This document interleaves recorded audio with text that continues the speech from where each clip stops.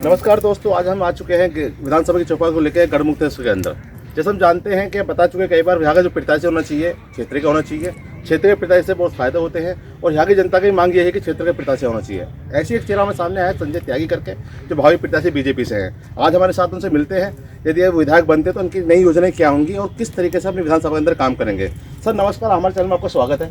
नमस्कार सर, सबसे जो चौपाली लगी है हमारी विधानसभा की, उनमें हमने देखा कि लोगों की मांग है कि प्रत्याशी क्षेत्र का होना चाहिए। जी, आप क्षेत्र के हैं जी, गढ़ विधानसभा के में आपका गांव आता है जी। यदि आप प्रत्याशी रहे और जनता ने आपको चुना तो आपके नए मुद्दे कौन कौन से होंगे? आप विधानसभा के अंदर क्या कमी देखना चाहते हैं, उनको कैसे पूरा करेंगे आप?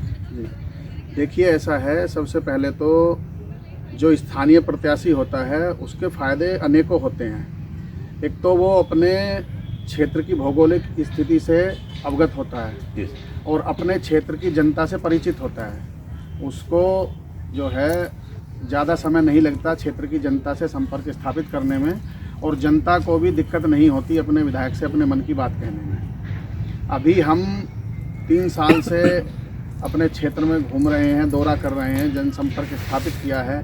तो हमने बहुत सी जगह ऐसा देखा है कि जो 5 साल पहले से भी पहले सड़कें टूटी हुई थी वो आज तक नहीं बनी हैं।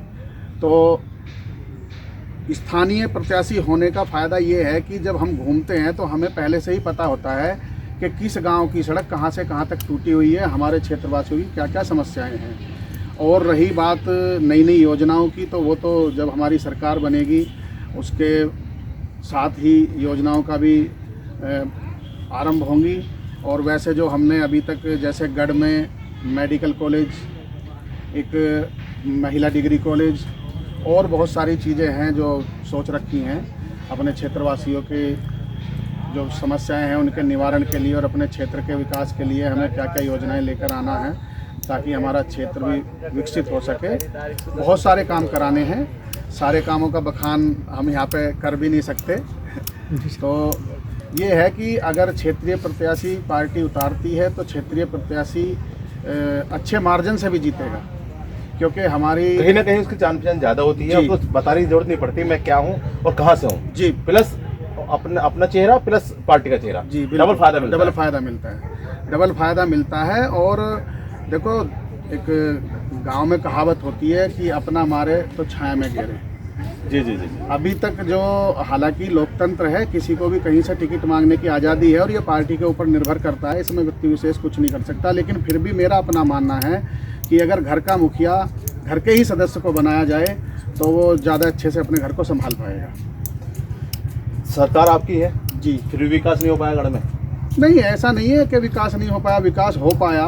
अब वो हमने देखा है, जो अपनी आंखों से देखा है। हमारा कहने का मतलब ये नहीं है कि विकास नहीं हो पाया, विकास तो हुआ है, कार्य हुए हैं। मैं कुछ काम ऐसे थे गढ़ विधानसभा के अंदर होते तो उसका फायदा ज्यादा लोगों को पहुंचता है। हाँ, जैसे जी, कि आपको डिग्री कॉलेज बताया आपने, एक मेडिकल कॉलेज बताया आपने, जी, ये होने से बेनिफिट हो सकता है। जी बिल्कुल बिल्कुल।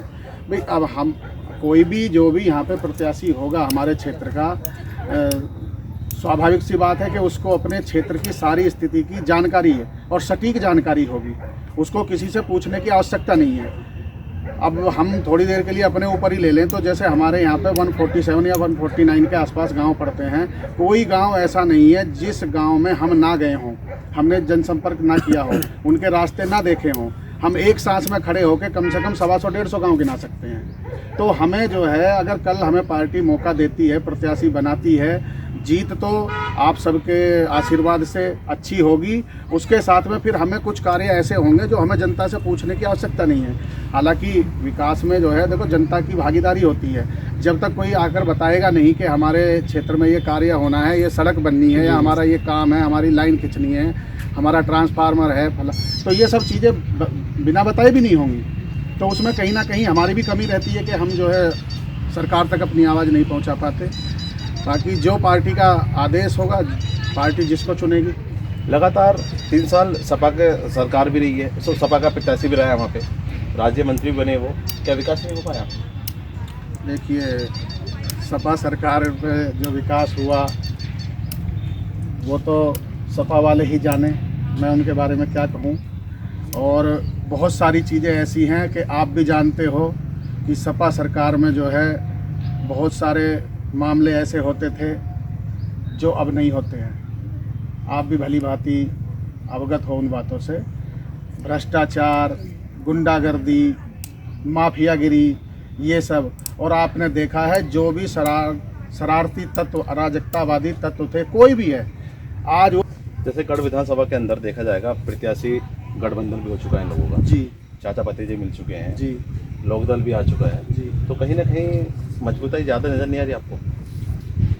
नहीं, इस गठबंधन का हमारे ऊपर कोई असर नहीं पड़ेगा। हमारी पार्टी पूरी मजबूती से और बहुत ही अच्छी रणनीति के तहत प्रत्याशी उतारेगी, और जो भी हमारा प्रत्याशी होगा वो इन सब पर भारी ही पड़ेगा, इन सब के ऊपर भारी पड़ेगा। क्या गणित है? गणित क्या है? नहीं, गणित तो पता लगे। गणित जो है सबके सामने बताया नहीं जाता, गणित अपने मन में रखा जाता है। ये कुछ बातें ऐसी होती है कि मीडिया के सामने हम उजागर नहीं कर सकते, उनको गोपनीय ही रखा जाता है। ये निश्चित है, मैं आपको ये आश्वस्त करता हूँ कि गढ़ विधानसभा बीजेपी के खाते में जाएगी 101%। अभी पीछे देखने को मिला था बीजेपी विधायक रहे हैं कमल मलिक साहब, गांव में लेके उनको पानी में निकाल दिया। ये बड़ी वायरल हुई थी वीडियो, आपने देखी होगी सर। जी जी। तो क्या था ये पूरा? नहीं, मेरे को उस बारे में जानकारी भी नहीं है और मैं उनके ऊपर कुछ टिप्पणी भी करना नहीं चाहूँगा कि मैंने वो वीडियो देखी भी नहीं है, मैं सही बताऊँ आपको। अच्छा। हाँ, अब जैसा आपने सुना ऐसे ही मैंने भी कहीं से सुना, लेकिन क्या वस्तु स्थिति है उसकी, वास्तविक स्थिति क्या है, ये तो उन्हीं को पता है। मेरे सुनने में तो ये भी आया था कि वो जानबूझ के उन्होंने बनवाई थी ताकि वो दिखा सके प्रशासन को कि तुम ये कार्य कैसा करते हो जो गांव-गांव में पानी भरा हुआ है, ऐसा भी सुनने में आया। अच्छा। हाँ। वो वीडियो जो वायरल हुई तो बहुत तरह की बातें निकली थी। सर आपने मेडिकल कॉलेज की बात भी कर ली जी, और डिग्री कॉलेज महिलाओं की बात भी कर ली, और कोई ऐसा आपने देखने को रहा हो कि एक नगरी है, छोटा हरिद्वार भी कहा जाता है गढ़ बिजगढ़ को, क्या उसमें कुछ कमी नजर आ रही है? क्या आप कुछ करना चाहते हैं यदि विधायक रहे? गढ़ का विकास होना बाकी है, और जैसे हमारे यहाँ पे आपने देखा होगा, परमात्मा ना करे कोई दुर्घटना घट जाती है रोड के ऊपर, तो या तो उसको सीधे हापुड़ लेके जाओ, हापुड़ में भी कोई ट्रॉमा सेंटर नहीं है, या फिर मेरठ लेके जाओ। तो सबसे पहली प्राथमिकता हमारी ये रहेगी कि हम कोई ट्रॉमा सेंटर, बड़ा हॉस्पिटल गढ़ के और सिंभावली के आसपास यहाँ कहीं जगह चिन्हित करके वो कराने का कार्य करेंगे, ताकि मरीजों को या जो दुर्घटना में घायल हुआ है उसको ज़्यादा दूर ना ले जाया जा सके और उसकी जान बचाई जा सके। ये थे हमारे साथ संजय त्यागी, जिन्होंने सीधा सीधा बताया कि यदि मैं क्षेत्र का विधायक रहा और मेरे साथ जो जो योजनाएं हैं, जिस तरीके से मेडिकल कॉलेज बताया, डिग्री महिलाओं का मेडिकल कॉलेज बताया गया और महिला डिग्री कॉलेज बताया गया, इस तरह की योजनाएं यदि रहा तो लेकर आऊँगा मैं। और इसका बेनिफिट क्या है, लोकल प्रत्याशी होने के फायदे कितने हो सकते हैं, उससे क्या बेनिफिट हो सकता है, सब कुछ उन्होंने गिनाए। हमारे साथ थे संजय त्यागी, जायद खान हापुड़।